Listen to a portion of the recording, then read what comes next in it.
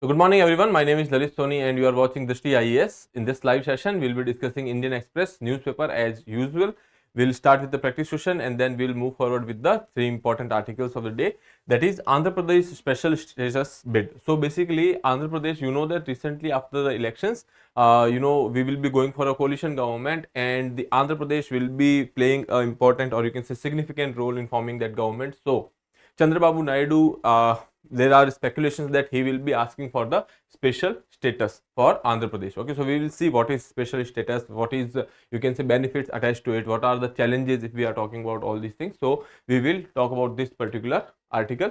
Then dip in number of women in Lok Sabha. We have talked about it. Talked about a chart yesterday. We have seen that there was this increase of one member of parliament, or you can say woman member of parliament, but there was some mistake maybe because in yesterday's chart there was increase in the number which was shown, but right now when we are talking about today's explanation section, there is a chart which is saying that there is a decrease. Okay, so we will look into that as well. Okay, then moving further, we will go for vote share versus per capita.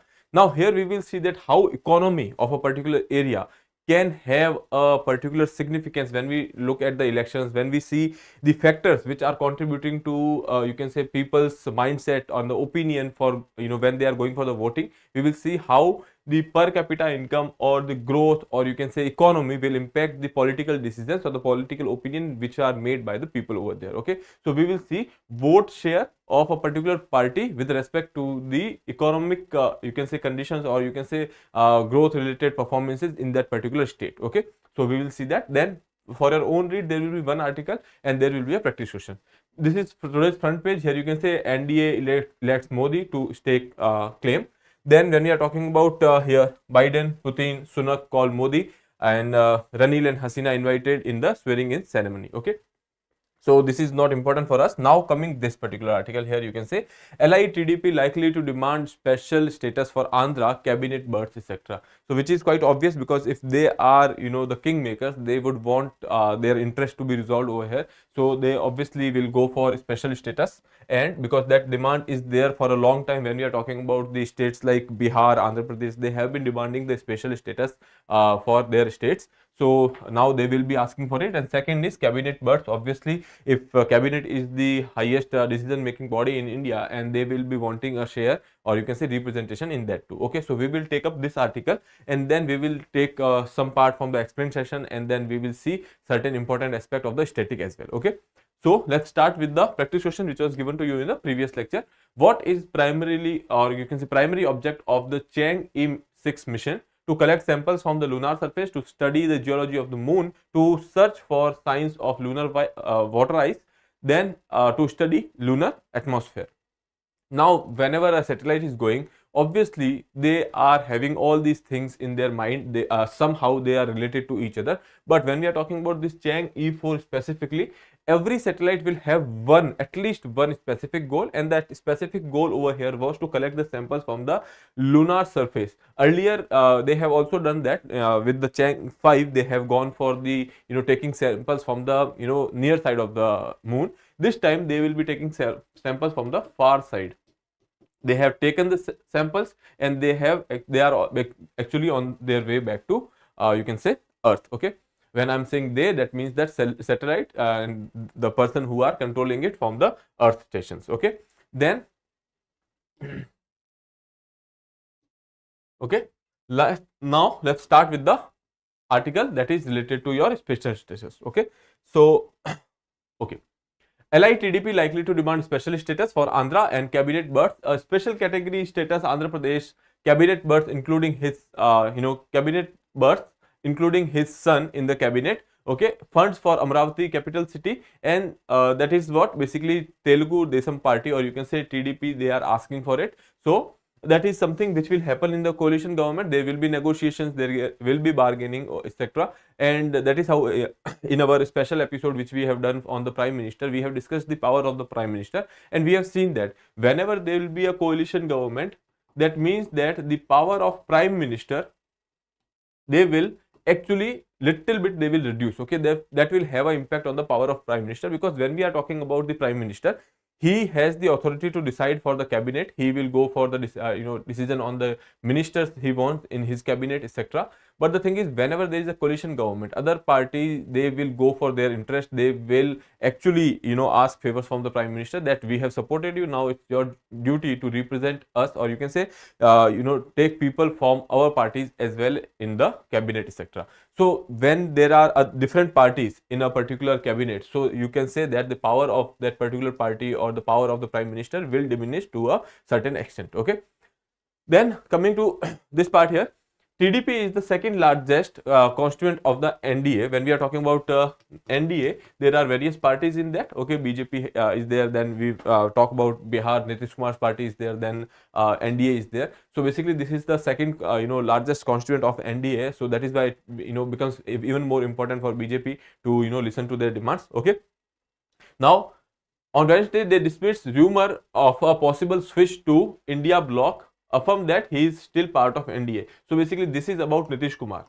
Okay, so this is the when we are talking about Bihar government or Bihar party that is there, and JDU.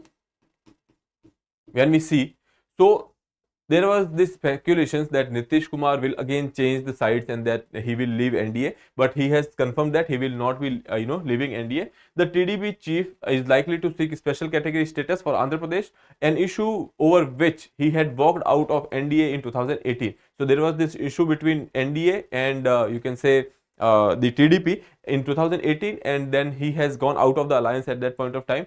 The SCS will special category status. SCS will ensure that the state gets most of the central funds in the form of grants which do not carry any interest, and industrial incentives including tax exemptions, duty waivers, GST collections, etc. So these are basically, you can say, certain benefits or privileges are there if you are a special category state. We will see what is a special category state. We will see what are the benefits attached to it. Here let's see.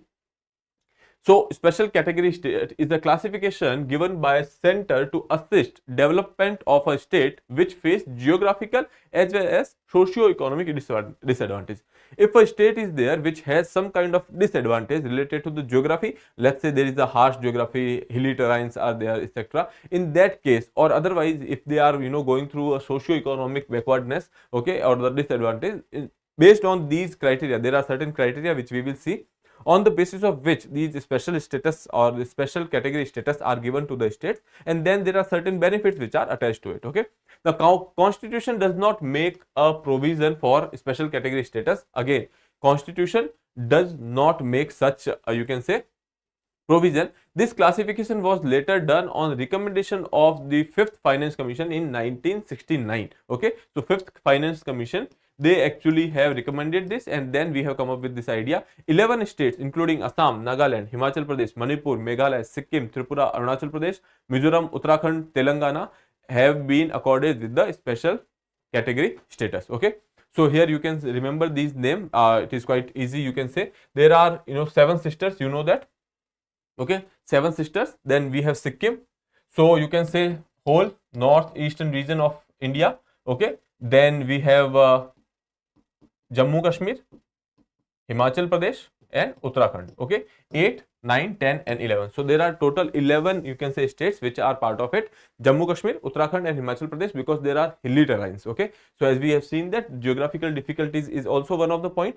So Jammu Kashmir, Himachal Pradesh and Uttarakhand. Okay, so these 3 are the hilly states, that is why they are there. And when we are talking about the northeastern region, okay, 7 sisters plus Sikkim, so these are also hilly states, and there are also you can say there are socio-economic disadvantages are also there. Okay, they have been disconnected for a while and now we are focusing on them. So that is why there are total 11 states are there. So you can remember that. Other than that, when we are talking about the last on the recent one, that is basically, here you can say Telangana. This is the newest state of India which was accorded the status. It was carved out of state of Andhra Pradesh. So that is important for you. Now status was first accorded to Jammu and Kashmir, Assam and Nagaland in 1969. Okay. Then coming to the parameters are here, you can see hilly terrains are there. This is Gadgil formula. These parameters are based on Gadgil formula. Hilly terrains, low population density or sizable share of tribal population, strategic location along the borders with neighboring countries, economic and infrastructure backwardness and non-viable nature of state finances. Okay, so these are the category because of which you will be getting a special category status, and then you will be attached with some benefits. We will talk about that benefits here. Now, what are the benefits? Now, in the schemes, there are some centrally sponsored schemes. In those schemes, other state might get 60 to 75% of the funding, and other they have to pay by their own exchequer.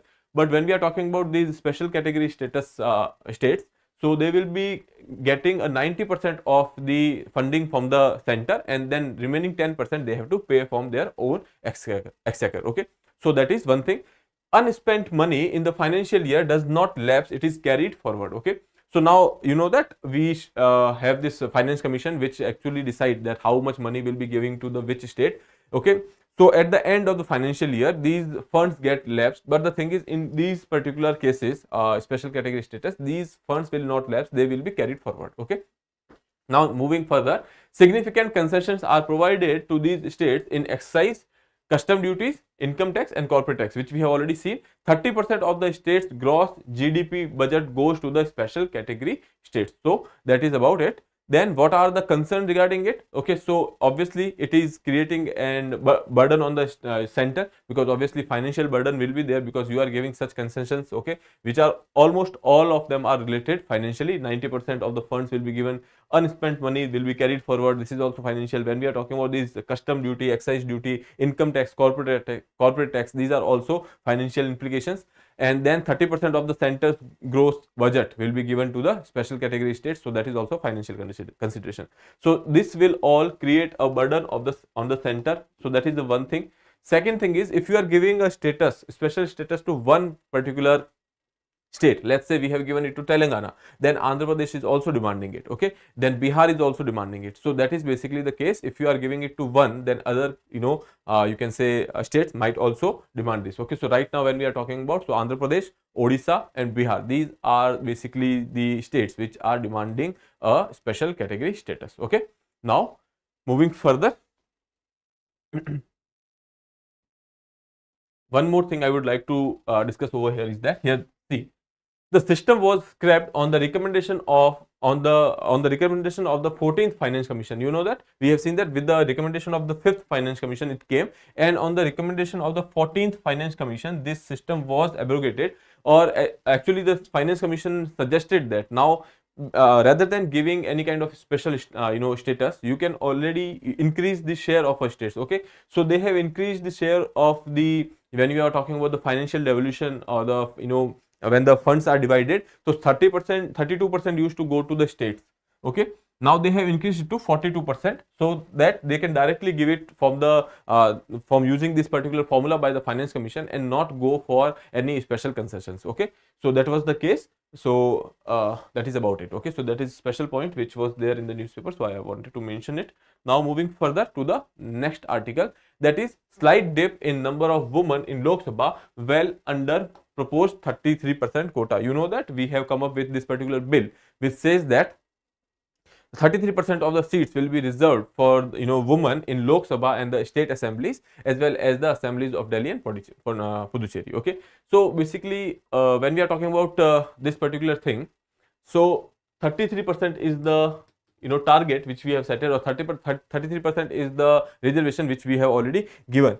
Okay, but when we are talking about the current status, when we are talking about the 2024 general election, so we have seen that that is nearly 13.63%. okay, when we are talking about the previous election, 2019 election, this was 14.36%. okay, so ultimately earlier we had some 74 member of parliament, women member of parliament, and now I guess we are having 73. okay, so here you can say, sorry, now we are having 74. okay, India has elected 74 MPs to Lok Sabha this year, 4 fewer than 2019. So basically in 2019 we had 78 and now we are having 74. So that is the case over here. Okay, so the number of women parliamentarian has actually decreased over here. Now here you can see, and 52 more than the first time when the election has happened in 1952. When the first Lok Sabha was there, in that we had 52 women members, and now we are having 78. That is not a very significant increase, because we have actually came this is the 18th Lok Sabha we are talking about. Okay, and still we are not having that number over here. Okay, so these 74 women make just 13.63% of the elected strength of the lower house, much less than the 33% which has been reserved for women. Okay, from the next delimitation exercise, whenever it will happen before the elections, okay, so we will see that there will be reservation seats will be reserved for the woman, that is 33%. Okay, that is a very progressive step, I would say. Now slow changes, as I told you, in 1952 there was only 52 women. Okay, and now in 2024 we have 74. Okay, so that is the case here in this particular chart. Here you can see that there was a increase in 1962. Okay, afterwards, when we are talking about this era, there was a dip. Okay, that was the time when, even when we are talking about the Indira Gandhi's time, there was a dip. Okay, despite being a woman prime minister, there was a dip in the woman parliamentarians. Okay, then in here you can say in 1984 there was an increase again, and then it was up and down. We can see that from this particular point 2004 onwards we have seen a little bit increase, and this is the first time we have seen a decrease again. Okay, so that is the case over here. Here you can see when we are talking about the party based distribution, 31 members are from BJP, or you can say that highest or you can say majority women which are member of parliament or member of Lok Sabha as of now, they are basically from BJP, then from Congress, then Trinamool Congress. Okay, so this is the distribution of you can say women party wise. Now for us, what is important is that just remember the number. Okay, or in your mains examination etc, you can mention this, that in 1952 it was 52, in 2000, or you can say in 1952 it was 52, in 2019 it was 78, in 2024 it is decreased to 74. It is nearly around 13.63%. Okay, so that is the thing you can remember and mention. When we are talking about the other countries like UK, USA, so in UK there is 35% women which are there in the, you can say, legislature. 46% of the MPs in South Africa, they are women, and when we are talking about USA, it is 29%. So South Africa is doing really good in this particular you can say front, because when we are talking about the women population in India, that is nearly 50%. Okay, or otherwise also when we are talking about the world population, that will be nearly 50% of women population is there. Still their representation is like 13.63% in our parliament. Okay, now here you can see over the years the general trends toward the increasing woman representation is there. Okay, because we have seen that from 52 to we are coming to this 78 and 74 or something like that. But the thing is, this increase in the number of women parliamentarian is there, or you can say number of women in Lok Sabha is there. But the thing is that pace is not satisfactory. That is a very slow pace. Okay, so that is about it. All these information like how many of them are from BJP or how many of them are of Congress, this is of no importance for us. Okay, here you can say when we are talking about the age of the parliament right now, that is somewhere around 56. Okay, and when we are talking about the here women MPs with average age of 50 years are also considered younger over here. So when we are seeing over here, out of these 74 women MPs which has been there in Lok Sabha, 43 are basically first time MPs. Okay, so that is also a good thing that youngsters are getting into it. But the thing is, they are not yet experienced. Okay, before when we are talking about the person who is entering into Lok Sabha or Rajya Sabha, they are not having any kind of experience. That means that they did not get any kind of you can say democratic training beforehand. Okay, even India, when we see, we don't have that kind of culture. Like we don't have such institutions which are giving you training, or you can say training to be a member of parliament. But again, this is the case over here when we are talking about the 74 women MPs which are there in parliament, or you can say Lok Sabha right now. 43 are first time MPs. Now here you can say when we are talking about the candidates who has actually contested the elections, there are total 8,360 candidates, out of which 10% are women. Okay, so that is the condition. You can see only 10% candidates were women. Okay, when we are talking about 1957, okay, so this was only 3%. Okay, so that is about this. Only thing which you have to remember from this particular article is that this particular data. Okay, that's all. Now moving further, Amritpal, engineer Rashid wins from jail. What happens next? Now we have seen that there are certain people who has contested elections from the jail. Now when we are talking about you can say Amritpal and engineer Rashid, they are basically under various you can say there are some charges which has been there, but the thing is there no conviction is there yet. Okay, so when we are talking about the conviction is not there. In India, you will be disqualified when you have either been convicted. Okay, so basically if you are convicted, then only you are disqualified. Okay, and you are convicted for 2 or more years. Okay, so you are convicted and you are getting a sentence that is 2 or more years, then you will be disqualified from contesting an election. Okay, a person who is in jail, he cannot cast a vote. Okay, because when we are talking about a person who is in jail, that means that his right to freedom, or you can say freedom of movement, has been restricted. Okay, but a person who is in jail, he can very well contest an election. Okay, until unless he is convicted. Second thing is that when we are talking about people who are under the preventive detention, these people will have a postal ballot and their voting rights are secured. Okay, so they will be given a voting rights, but because preventive detention is not basically a jail or arrest. Okay, so that is there. So now coming to the thing that these two people, Amritpal and engineer Rashid, they have actually won. Now what will be the case now? Okay, so let's see over here. Now these charges etc. If you want to read, you can read. Otherwise, it is not important. So basically, there is this National Security Act that is basically your law for the preventive detention in India. Okay, and then there is this UPA, that is Unlawful Activities Prevention Act. So these two people are there, in jail because of these two acts. So I don't think this is necessary for us. Okay, when we are talking about this engineer Rashid, he has actually contested from Jammu and Kashmir, and when we are talking about Amritpal Singh, and he has actually contested from somewhere in Punjab. Now Amritpal Singh is considered a pro-Khalistani, you can say a person when we are talking about the inclination. Okay, so that is why he is under preventive detention. So all these things are there. Now taking oath. Now what will happen after they have actually won the election?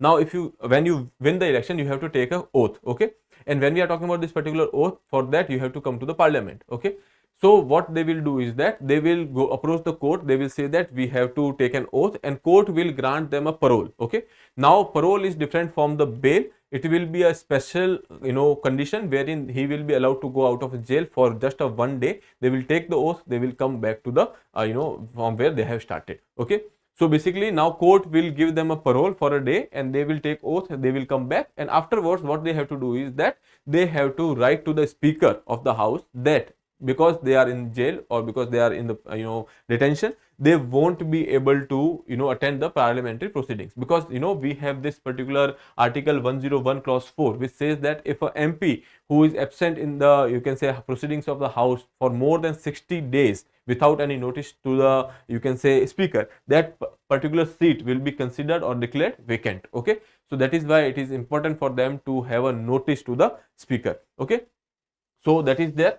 So there are various instances which has happened wherein these parole has been granted. They have come and taken the oath over here. You can say Aam Aadmi Party's leader Sanjay Singh was there. He was also in Tihar, and then he was given a parole. Then Akhil Gogoi in Assam. Then there was this most famous election victory which has happened in 1977, George Fernandez, and he has actually become a minister in Morarji Desai's regime. Okay, so he was in jail at that point of time. So that is an important case study that can be. Then duties as a lawmaker, as I told you, they have to be present in the house, but they can write to the speaker and they can say that they cannot attend it. Okay, so that is there. Article 101 clause 4, that becomes important for you, because that is related to if a MP is absent for more than over 60 days for all the meetings without permission, her seat would declare vacant. Okay, for attending a parliamentary session or to cast a vote in the house, the lawmaker will have to move to the court for the permission. As I told you, if they have to go out and they have to come to the house, then they have to take a permission from the court. Okay.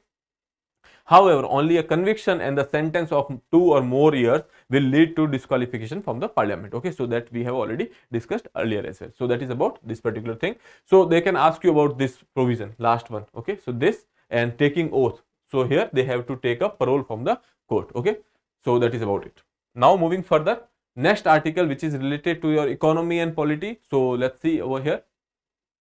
An analysis of ECI and per capita NSDP data from the states. When we are talking about these NSDP data, that is basically net states domestic production or the product. When we are talking about GDP, that is gross domestic product of country. Here when we are talking about NSDP, that is net states domestic product. Okay. So basically what they are doing is they are considering the data of this growth and per capita with the voting share. Okay.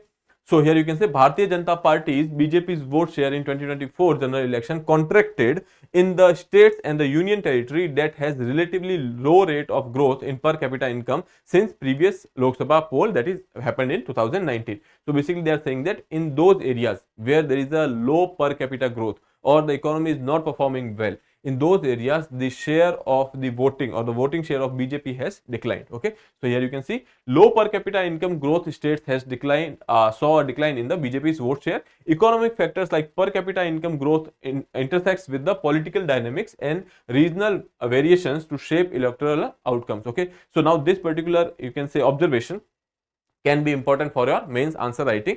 Then social, cultural and the political issues also significantly influence voter behavior and election results alongside the economic indicators. So when we are talking about the voter behavior, there are various factors which are basically you can say influencing it. One is the political opinions. Okay, second there are mobilization of the ideology, etc. Then social factors are there, cultural factors are there, there are political factors, there are economic factors. Okay, so all these factors are there. When we are talking about you can say geographical or climatic factor even influence the voting behavior, because this time you must have seen that the turnout was lesser because we have seen a heat wave during that particular point of time. Okay, even election commission has said that we could have actually finished the elections 1 month before to avoid this heat heat wave. Okay, so that is a learning.